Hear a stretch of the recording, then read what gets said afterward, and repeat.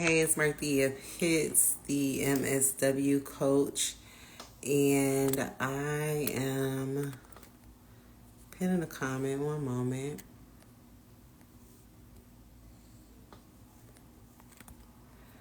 I'm pinning a comment, but we're going to get ready to talk about 3 signs that you are not in the right social work job. And the reason I'm bringing this conversation on tonight is because I met an outstanding social worker today. And when I learned about her work and what she's done in her past, like practicum and actual paid positions compared to where she is now in her career job-wise, the only thing that I could say was that you're not in the right job, that you are out of complete alignment, like you are misaligned as far as your capabilities of high level work. And so it made me want to come on live tonight to talk about this with you all and give you 3 signs that you are not in the right social work job. This conversation, and I'm pinning a comment, this conversation tonight is specifically for those social workers who are phenomenal at what they do, who do excellent work, right? And you probably are in a place in your career right now where you have deep desires to do higher level work. However, you don't really know if you are qualified to do it based on where you currently are job-wise. So let me pin this comment, and we are going to get started. I'm going to give you 3 signs to figure out if you are not in the right job, and give you some steps of what you need to do to fix the problem, to get in alignment, right? Because one thing that I know to be for sure, one moment, let me finish this. I hate multitasking. One moment. If you are new around these parts, drop in the chat box where you are logging in from. This helps me understand where people are logging in from. But again, what I want to talk about tonight is 3 signs that you are not in the right social work job, right? So I have a definition about what I'm talking about tonight, so you understand the context of this conversation. So when I talk about you're not in the right job, I'm specifically talking about the fact that your skills, your expertise, even your potential, right, professional wise, is underutilized or mismatched with your current work that you are doing, right? And so as a result of this, it leaves you, hey, how you doing? Thanks for the hearts. It leaves you feeling like capable of more. However, it doesn't, because let me explain this. So I met a social worker today. Let me give a story. You know, I love a good story. So I met a social worker today who in her practicum, she did like this entire statewide landscape scan of a specific issue in education system in her state, right? As a result of that, she then she collected the data, analyzed the data, she evaluated each school district throughout the state. And as a result of it, she developed this comprehensive statewide report on the delivery of this specific type of service or intervention in the K through 12 education system in her state. She single-handedly did this herself as an MSW graduate student, right? This was a part of a practicum that she was assigned to, and she did it all herself. As a result of it, it resulted in this like groundbreaking change in the approach to work in the state, based on her findings.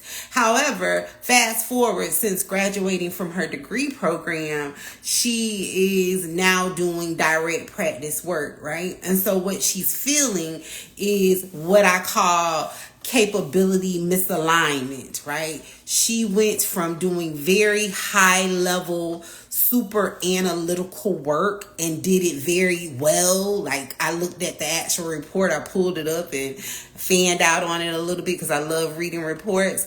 She went from doing very high level, top tier analytical work to doing direct practice case management work.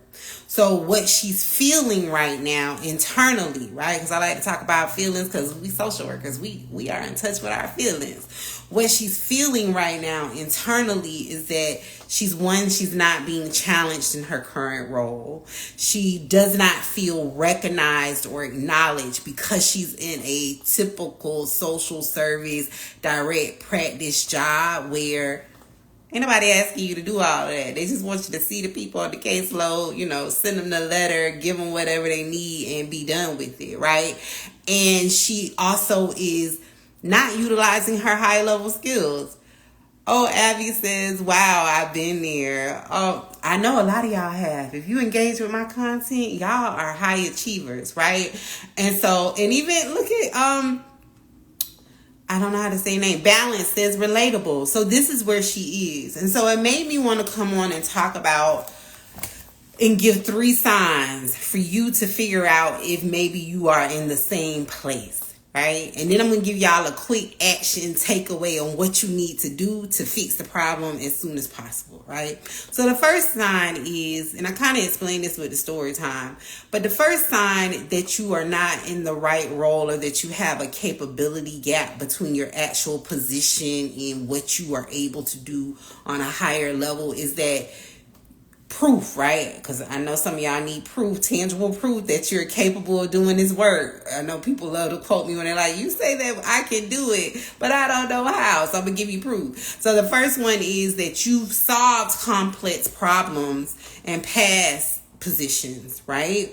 But your current role does not challenge you. So again, going back to that example that I gave earlier where this phenomenal social worker, she has done a state level research project that resulted in like a 50-page report where she has graphs, she has data, she has statistical analysis, she has implications of the work, solutions, things like that, best practices, to now she's just doing standard entry-level case management work, right? Where she's not required to do higher level thinking. Yeah, we do critical thinking as case managers, but not on the level that it takes to do a statewide research project by herself, right?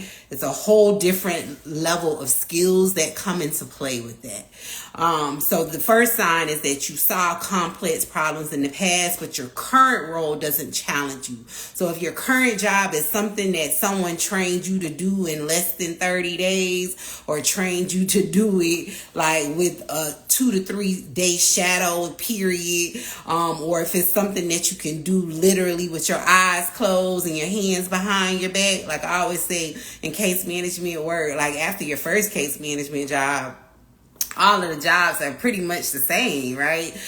Just switch out the issue in the population. So if you've done higher level work before, but in your current job, you're really doing routine level work, that's a sign that you are not in the right social work job. And I have my notes in 2 different places because my hand started hurting. But the question for that one sign, the question that I want you all to really reflect on this week to identify if this possibly is you, if you're experiencing this capability gap or misalignment, is does your job feel like a step down from the work you know you're capable of, right? Thanks, Abby, for it makes sense, because sometimes my mind be running faster than my mouth, right? So the question is, does your current job feel like a step down from the work you know you're able Time just went off, but I'm back. Okay.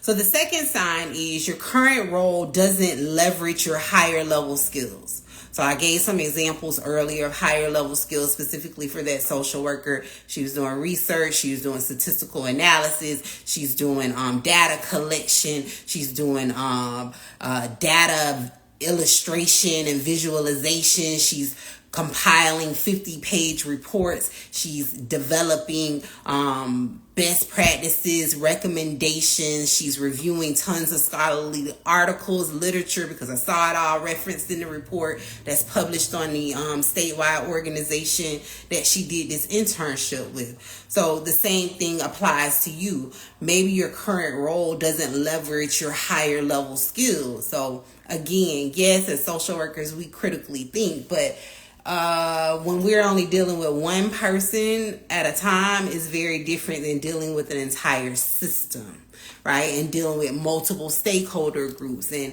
addressing the needs of each group, as an entity, as opposed to one person.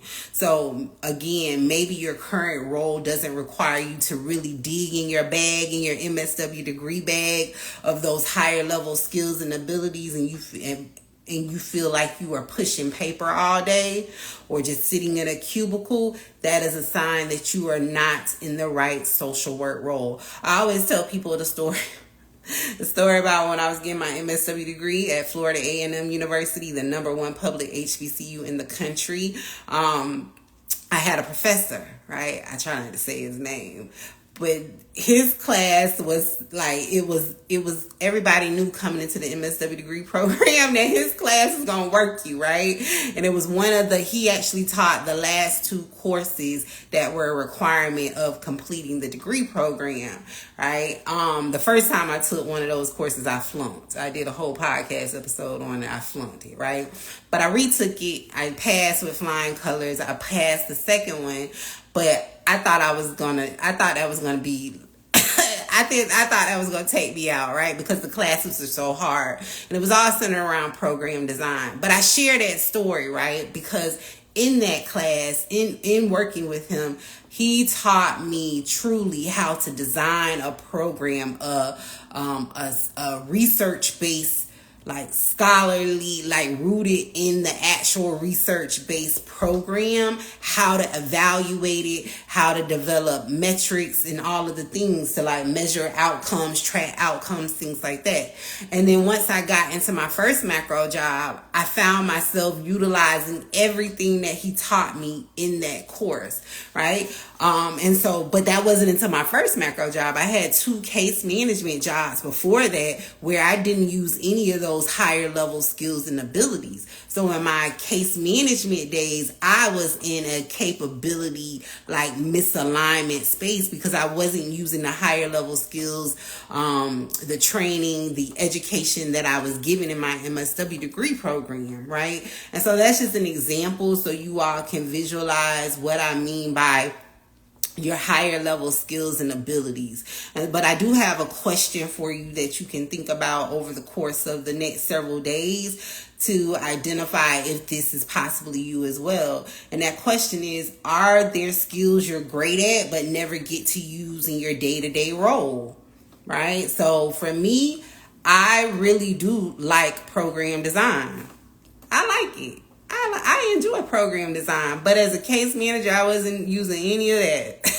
I didn't use it until my first macro job. Yes, balance, capabilities, misalignment. That's what we're talking about tonight. And so the third sign that you are not in the right job or that you have a capabilities misalignment situation going on is that you're doing important work. Actually, I wrote it different here.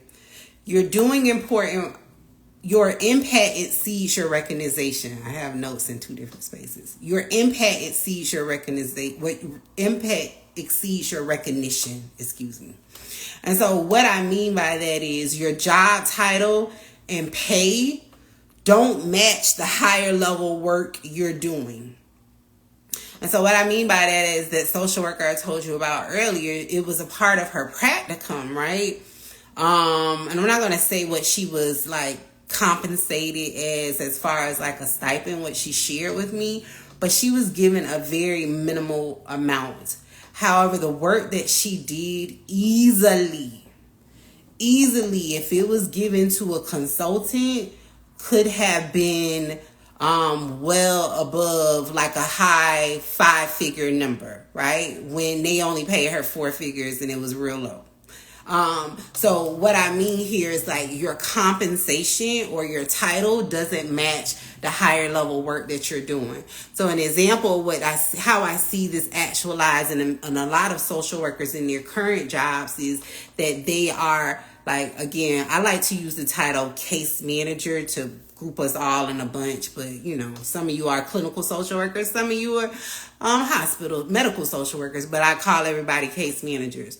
You are technically in a case manager role, but you've been invited to be a part of like a specialized review board, or be on some type of special committee, or you have been tasked with the responsibility of collecting some type of specific data and putting it into a report and presenting it to the grant funders or to the board or to the regional like community leaders. Those are higher level duties that don't match your job title, because if you go back to your job description, nowhere in there did it say you were going to be doing those types of higher level tasks and duties.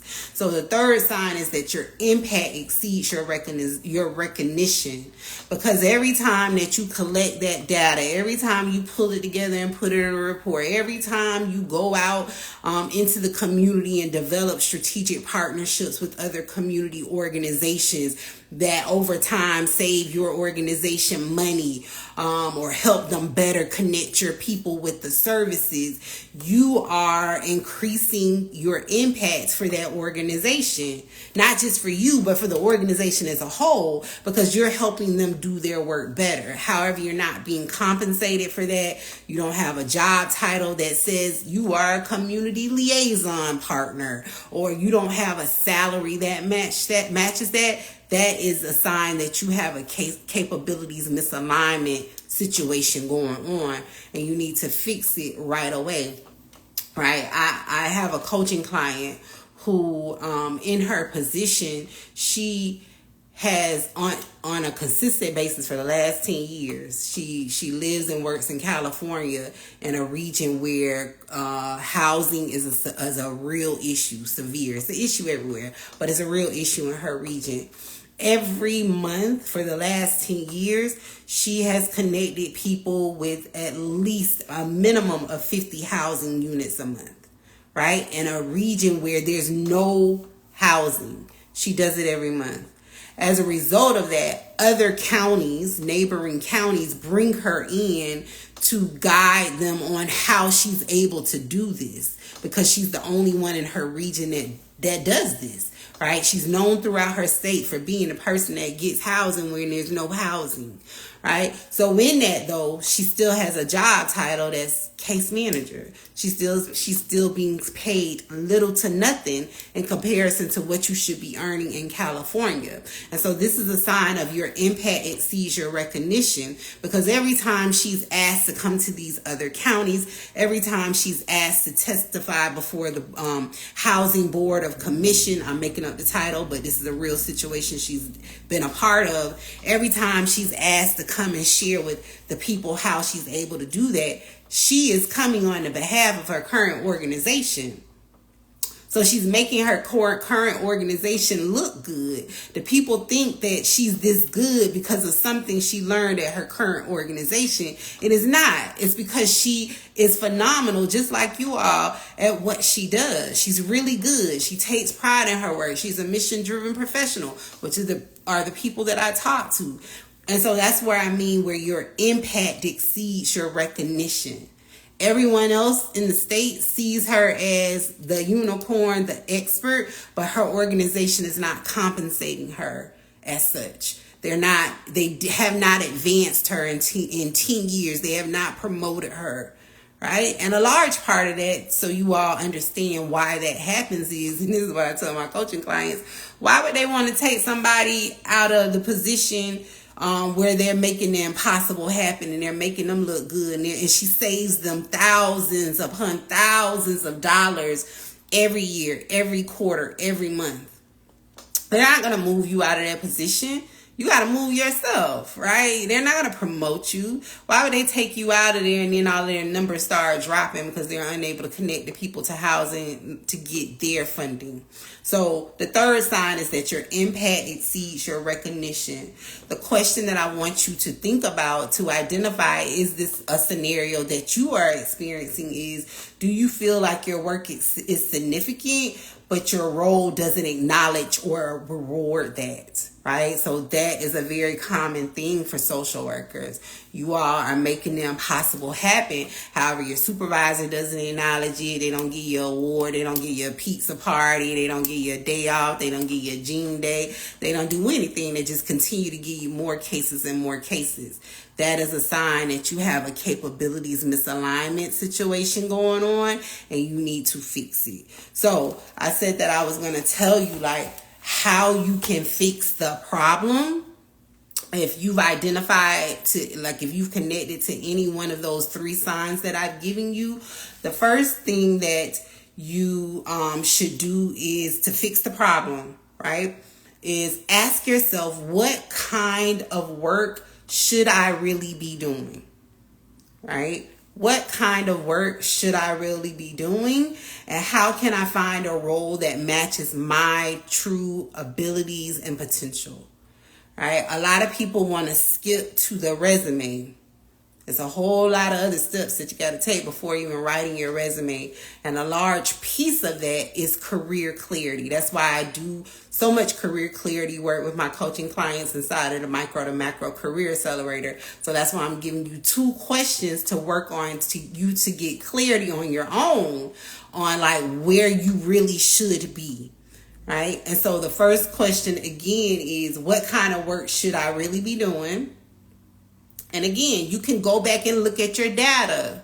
Look at your data. What high-level tasks and duties have you done in the past successfully? Right? Look at that. Look at the data.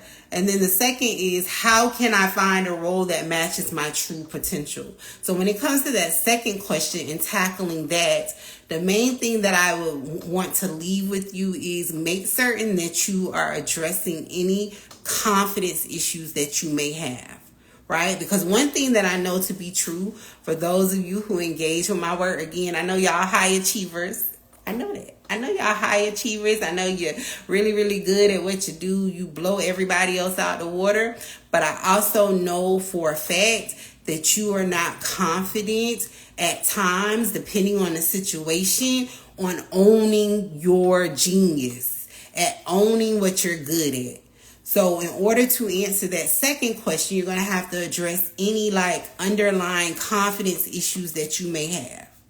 Right? So how I tell people that shows up, again, I like to give y'all tangible examples. How that shows up is if you see a job that's doing like the statistical analysis and you know that's your thing, and you looked at the data and you've done it successfully in past jobs, or you did it in your practicum and internship. However, when you see a job opportunity where they're wanting someone to do that and you come up with 101 ways around why you're not qualified and you eventually never hit apply, that's a confidence issue and you need to work on it. That's why I do a lot of confidence work with my coaching clients inside of the accelerator. And how we mainly do that is by looking at your data. So when you come up against that, I want you to pull out your responses to those questions that I gave you and watch the replay back.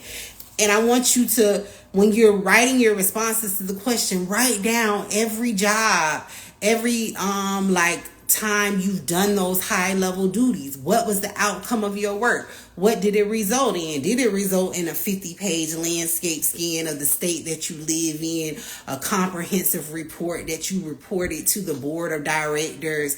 Did you pull data? Did you collect and analyze? I'm just making up some stuff. Pull out the data. my biggest thing this year was really talking to you all publicly about the fact that you should be moving off of facts and not feelings. And what I see a lot of people doing is moving off of their feelings, not off of facts. I feel I don't qualify. I feel I can't do it. I feel like they won't hire me. I feel like I don't have the degrees and the certifications and the credentials and the licenses I need. But never once have you cracked out the data, looked at a job post, talked to a hiring manager, talked to the actual leader of the organization about what they're looking for in an ideal candidate. So if that confidence stuff starts coming up for you, because it will, I don't care who you is, it come up, right? I've worked with thousands of social workers at this point. It come up. It used to come up for me.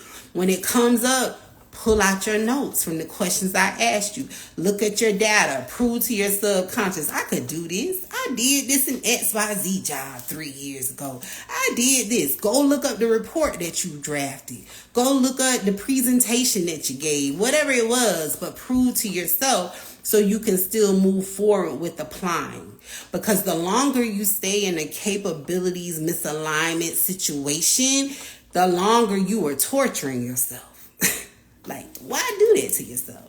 Don't do it to yourself, right? The longer you will continue to look at other degree programs and certifications and try to pile on the credentials and think you are, not as good. Why do that to yourself?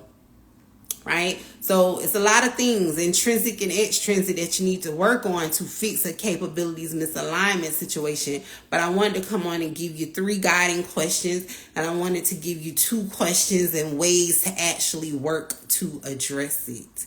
So, what questions do you have about what we talked about tonight? Drop it in the, you can either drop it in the question box. It's down there at the bottom of your phone or whatever device you're on, to the right of the comment box, or you could put it in the comment box. But what questions do you have? But I really wanted to talk about that because I see that more and more and more and more from you all, and you all are next level. Like I was bragging on y'all this weekend. I was at a business retreat, and people have like their preconceived thoughts, notions, and ideas. That's a whole nother conversation about the stigma attached to our profession, about social workers. And I was like, no, I said, my community, I really have the honor of coaching the next generation of leaders. You all are next level. Right? The people that engage in my content ain't the regular social worker that you may be familiar with, right? And so with that, I want you all to carry that energy in 2025. I want you to go as hard about yourself as I go as hard for you. And I ain't never met you. Well, some of y'all I've met and to get to know you, chat. But a lot of y'all, I never seen you a day in my life. But I know that if you sit here and listen to what I say and look at my content and engage with my podcast episodes, I know you're not regular. I need y'all to carry that energy into 2025. Music says, how can a person be an individual coaching client? Oh, good question. Yeah, I actually do one-on-one coaching. What you would need to do is just click a link in, let me be clear. The one-on-one coaching is a one-on-one coaching container version of my full group career coaching program. I don't do like resume writing by itself or whatever by itself. It's still the full comprehensive program. And yes, I can do that in a one-on-one setting. What you should do, music, is click the link in my bio. And I believe it's like the 3rd link from the top that says join the wait list for cohort 17 of the Micro to Macro Career Accelerator. Click that and it will take you will have to fill out a pre-application, but it'll take you to my calendar and you can schedule a free get to know you chat. Actually, what I can do too is once I get off this call, after this live, I can send you, if I can find you afterwards, I'm writing down your handle. I can send you a direct link to the wait list. But on the wait list is a link to my calendar. I have availability on Saturday. Yeah. So that's how you can work with me. But yeah, I want y'all to carry the energy. I want y'all to carry the energy, because you thinking you regular, you thinking that you like everybody else, is why you in the capabilities misalignment situation. That's why you in the regular old case management job when you supposed to be at the top. Right. I have one of my coaching clients right now who's inside of the micro to macro career accelerator. We've been celebrating her for the last several days because she's graduating tomorrow and Saturday with 2 master's degrees, her master's in social work and a master's in public health. Right. And she is phenomenal. Everybody I work with is phenomenal, but she's phenomenal. Right.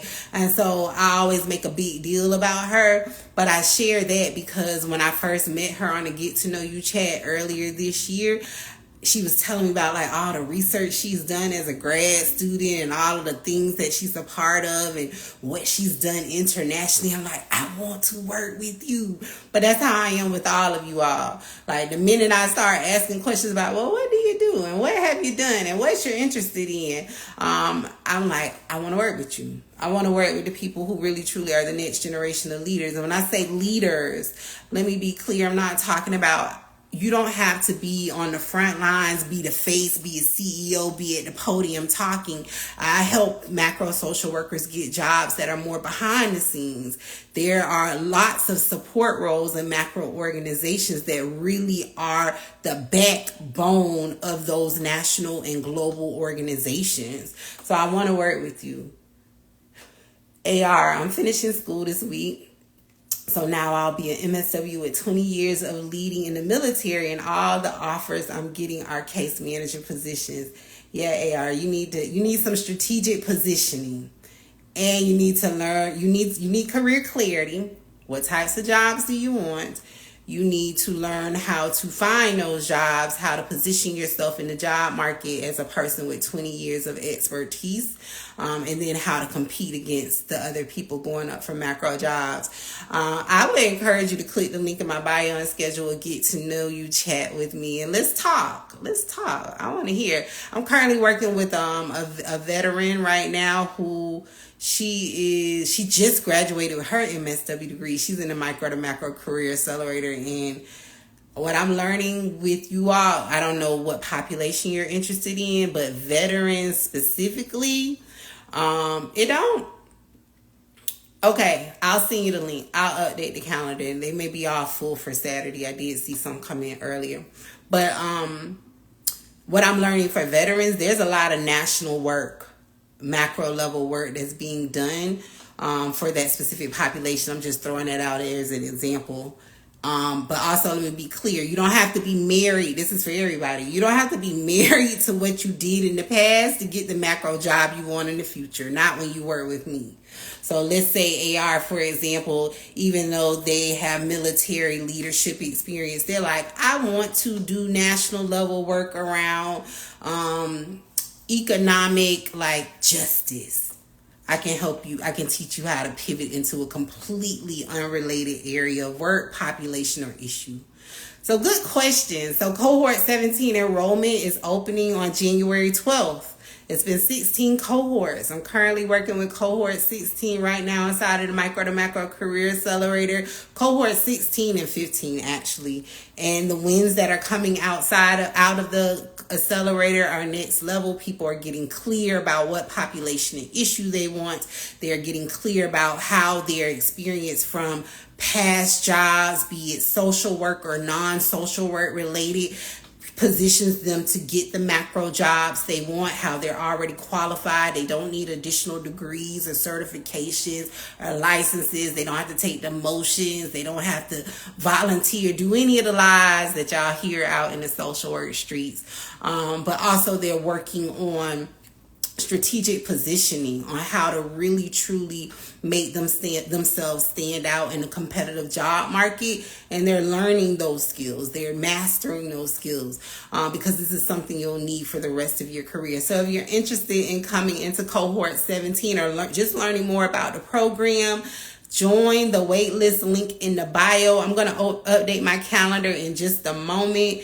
music and laughs. I'll send you the link to the calendar as soon as that is done. But schedule a free get to know you chat. It's just a get to know you chat. I'm not selling you nothing. You don't have to buy nothing. It's just you coming to learn about what the program is, because it's my program promise to teach you how to identify, apply, and interview for your dream macro social work job in 3 months or less. So it's me talking to you about the program design, the price, the payment plan options. I even give you an invite to come and be a guest at one of our Sunday coaching calls, so you can see in real time what it's like to be coached by me, what it's like in our community, what do we do on a weekly coaching call. You can even hear, because I don't know what it's going to be that day until we start the call, but even hear some real-time macro career wins come out of the cohorts that are in there. So you get all of that, and it's just a free 15-minute chat. So if you want to meet with me to talk more about, to see if we're a good fit, because I don't work with everybody now, but it's a good opportunity to see if we're a good fit. And if I buy into your vision for your career, we can work together. So schedule a free get to know you chat, but enrollment for cohort 17 will open on January 12th. So be on the lookout for that. And I'll talk to y'all next time. Happy macro career planning. Great questions too. Good night.